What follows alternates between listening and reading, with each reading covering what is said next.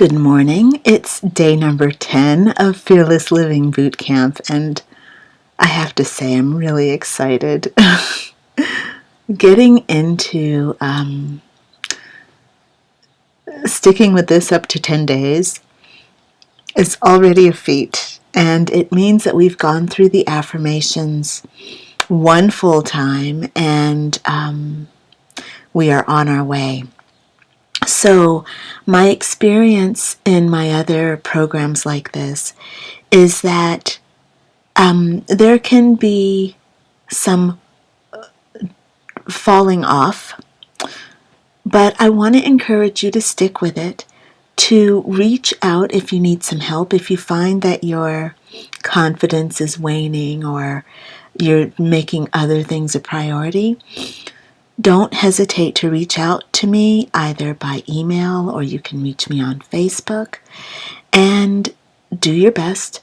You know, if you haven't chosen an accountability partner, it's not too late. You can make a post on our Facebook group page and find yourself an accountability partner, or you can email me and I can help you find one.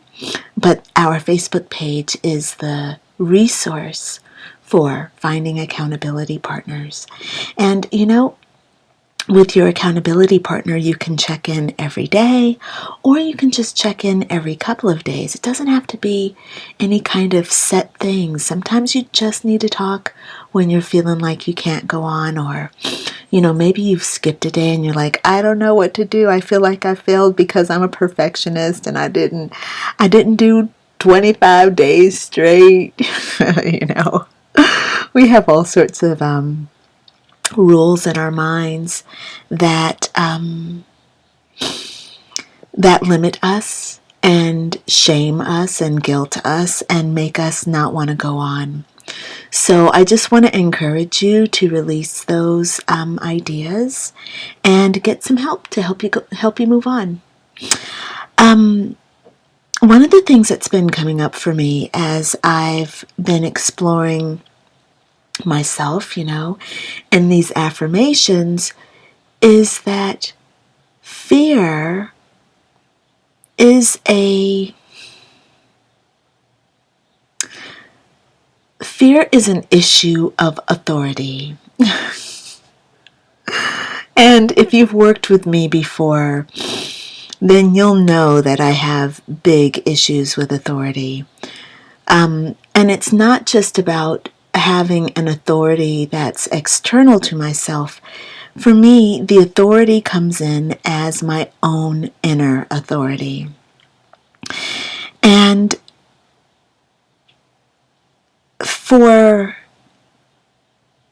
I came in as a child with a very strong sense of my authority. But I went through a period, and I need to look up astrologically where I was. I lost all sense of authority. And kind of like it felt like in a day, you know? And it was some kind of an event. It wasn't even a traumatic event as much as it was a traumatizing event within, you know, for whatever process. It wasn't that something cataclysmic happened in my external world. It was something cataclysmic that happened in my internal world. And my authority collapsed. It collapsed. And I went from feeling powerful and fearless to embracing self-doubt and starting to embody making myself a vessel of my own self-loathing as well as everyone else's.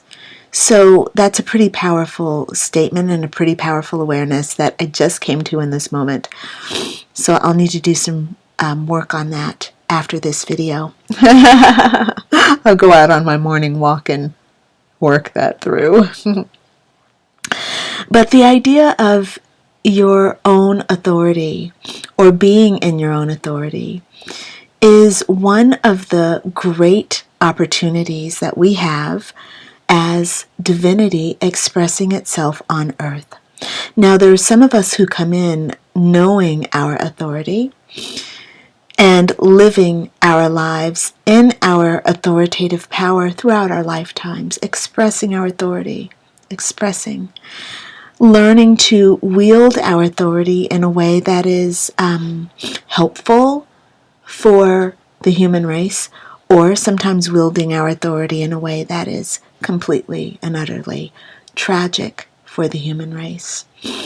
And there are those extremes, I think about Mahatma Gandhi as someone who came into this beautiful family, really well educated, and exercising his authority with so much grace as he strove to uplift the impoverished, and having this spiritual essence that is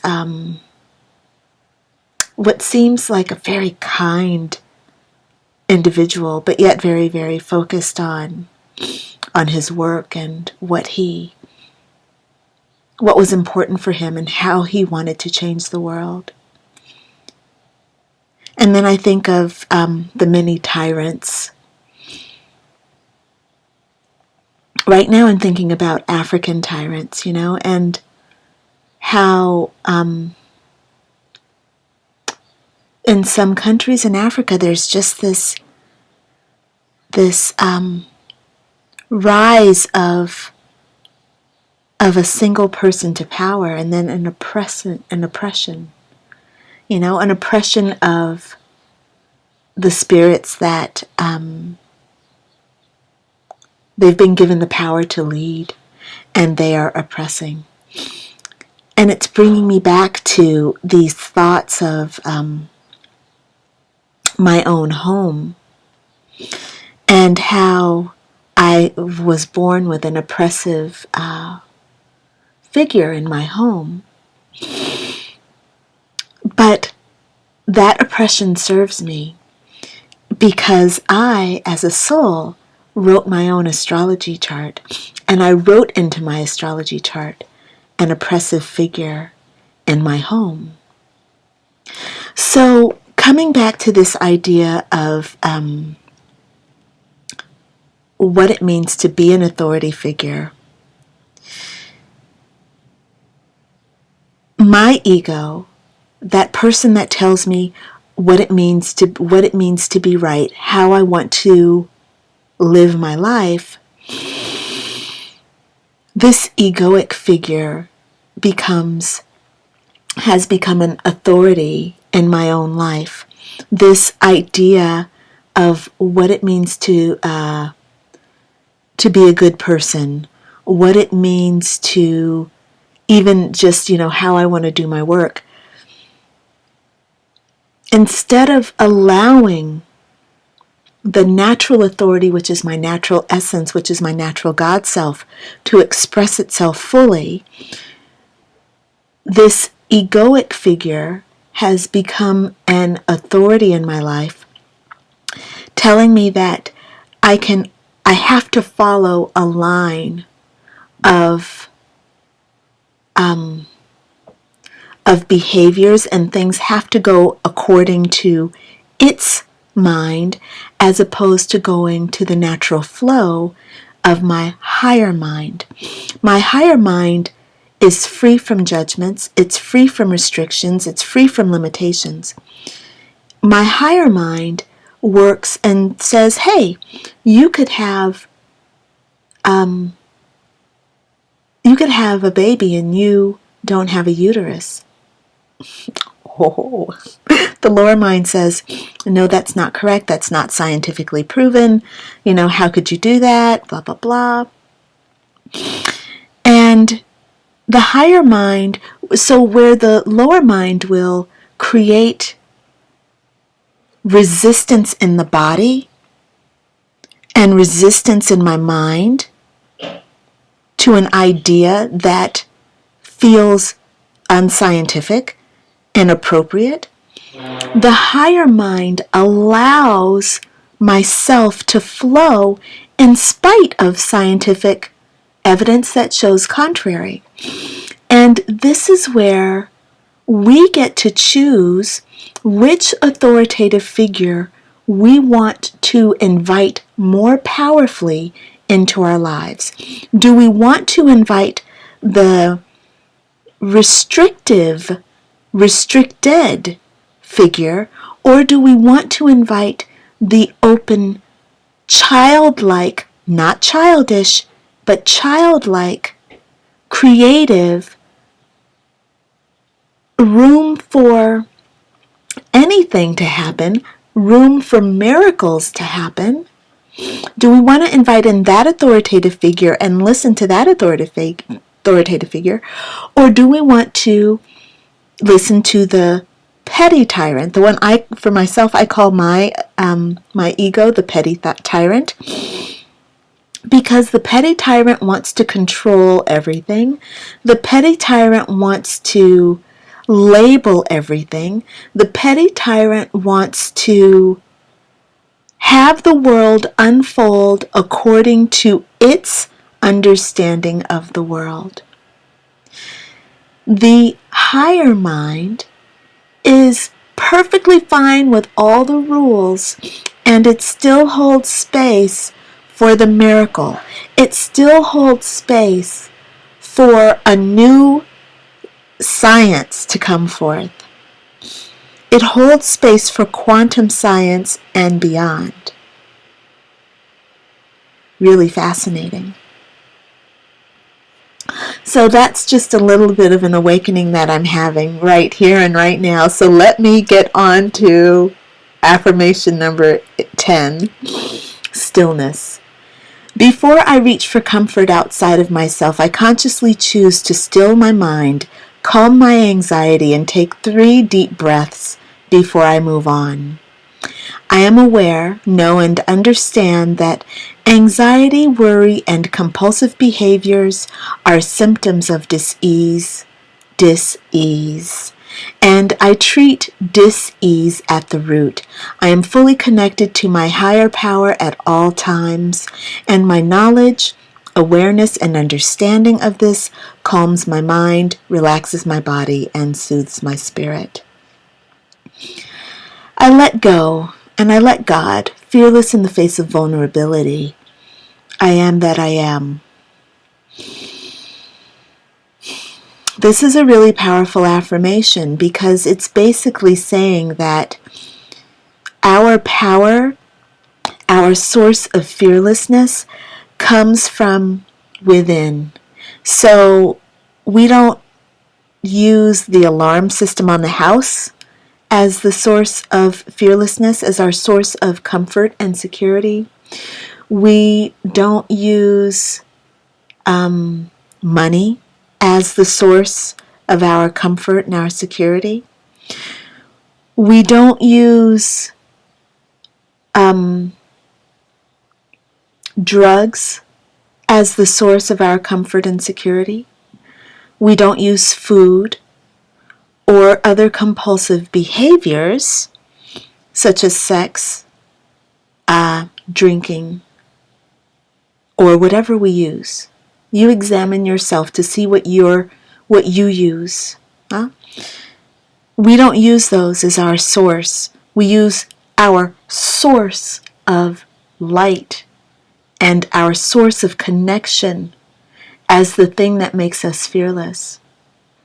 So when I went to the hospital on Wednesday, I took an Uber because there was a defiance. There was something in me that just said, you need to go in there by yourself. You need to know that you're not alone.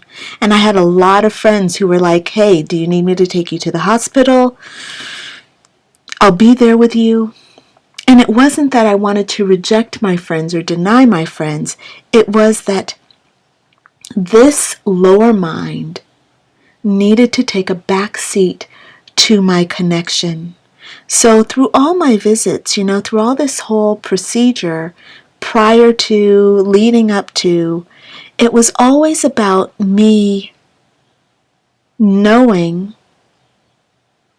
that I am whole and protected and safe. And And so I went to the hospital on my own, and when the moments of fear came up, I parented myself, because there was really just one moment of fear when I thought, wow, I'm going in here and there's nobody here. I trusted my doctors. If I didn't trust my doctors, I would not have had the procedure, period. I'm my own authority. If my doctors didn't feel right, then I wouldn't have chosen them. But there was this moment where I just felt like, wow, I shouldn't have done this by myself. There should be somebody here. And it just didn't resonate, like it couldn't get in. And what I did was I prayed out loud. And I said, God, I'm here. I'm in this hospital. And there is anxiety that's on the deep level. But I'm aware of that, and what I'm going to choose right now is to choose the truth. My body is feeling some symptoms of anxiety and worry. My lower mind wants to start telling a story. But I'm going to choose to trust that you are driving this ship, meaning God, Goddess, my God self, they're all at the helm of this ship. My angels, my ancestors. I did a check-in. What do you want? Is this a time for me to have some kind of a traumatic experience?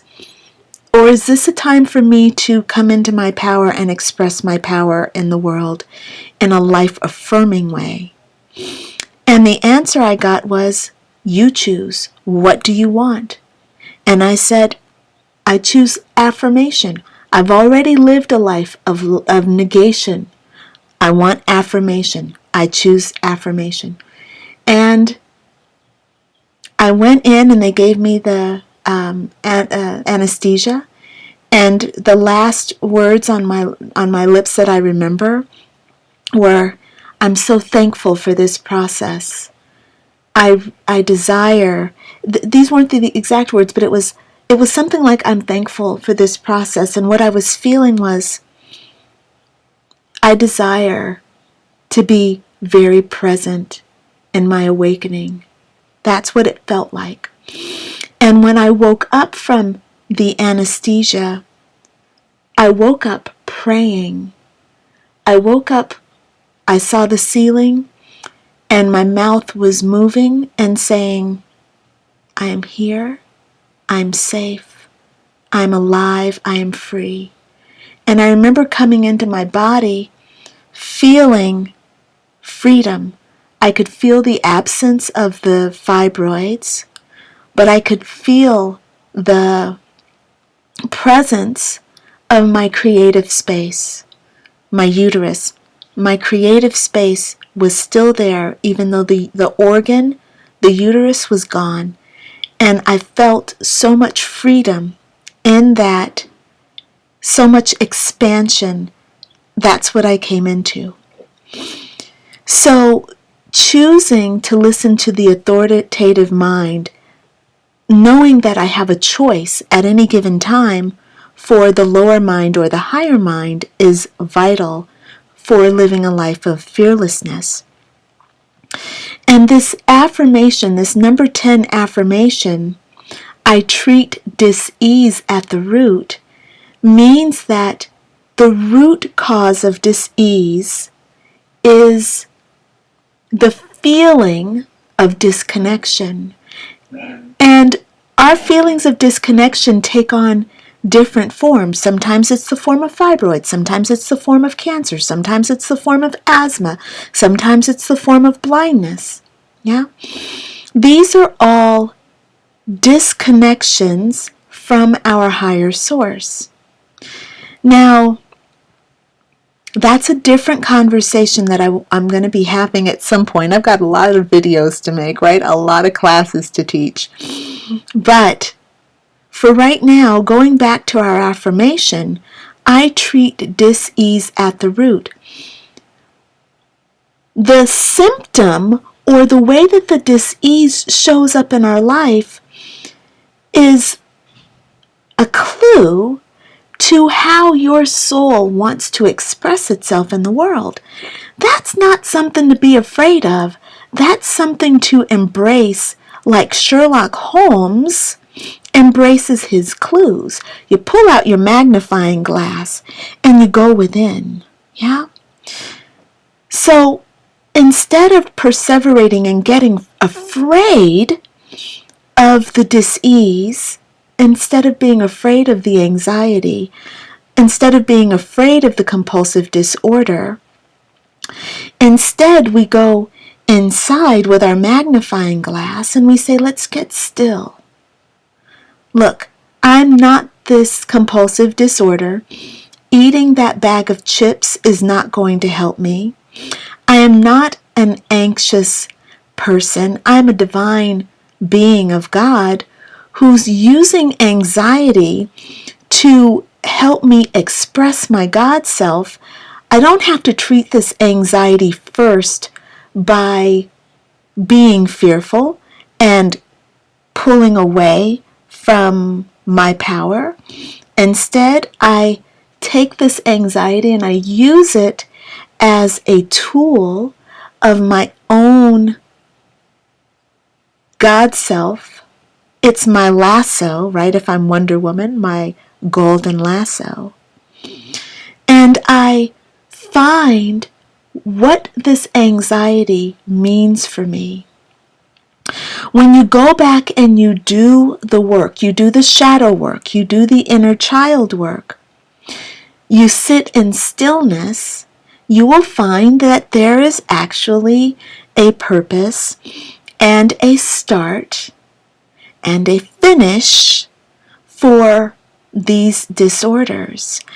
And fear is one way that we can trace these elements back to the root.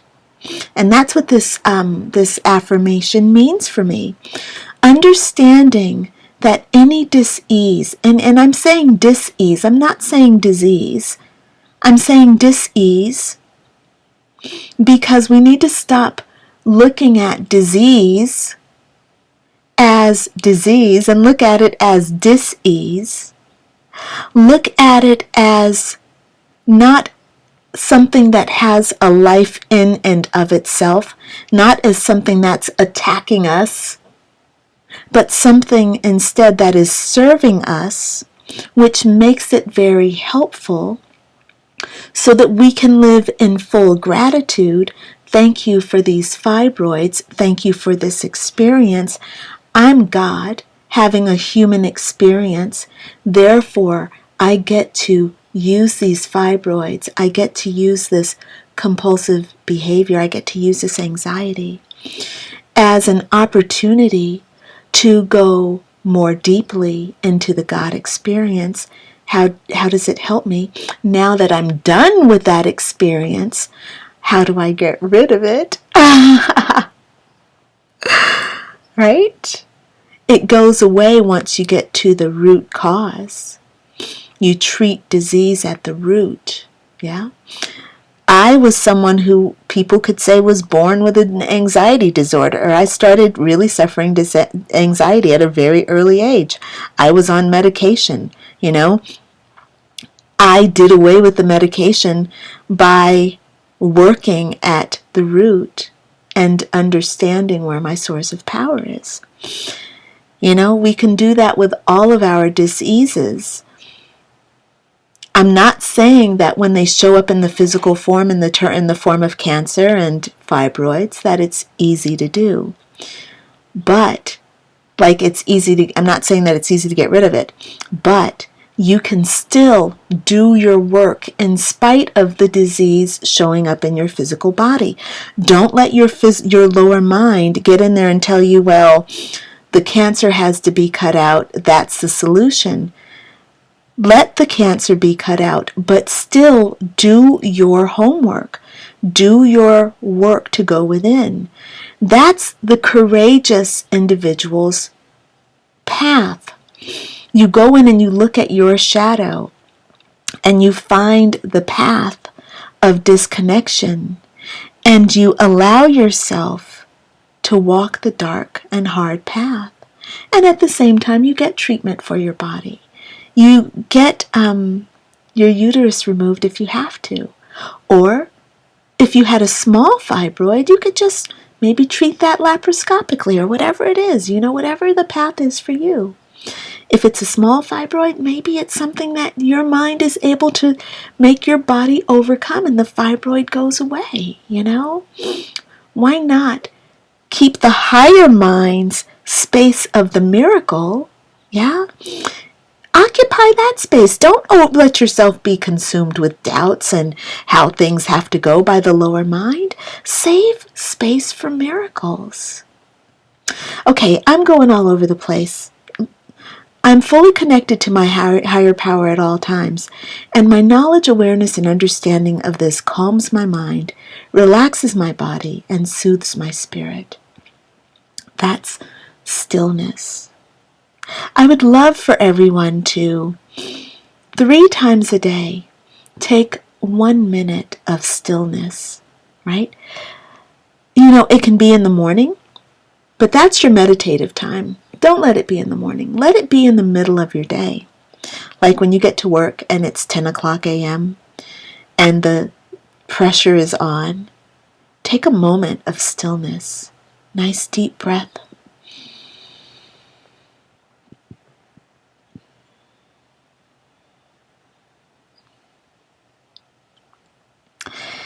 Just letting yourself be still. Feeling all the sensations in your body.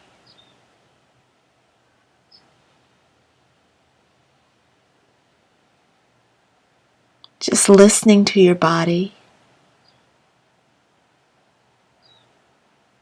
Listening to your feelings. Feeling your environment. And then go on about your day, wherever you are, But taking that just 3 times a day, in the busiest parts of your day, in your active parts of your day. Seeing how that changes the world for you. That's going to be part of our home fun for this week. All right. I let go and I let God. Fearless in the face of vulnerability. I am that I am. That's the stillness, letting go and letting God in this moment, just for a moment.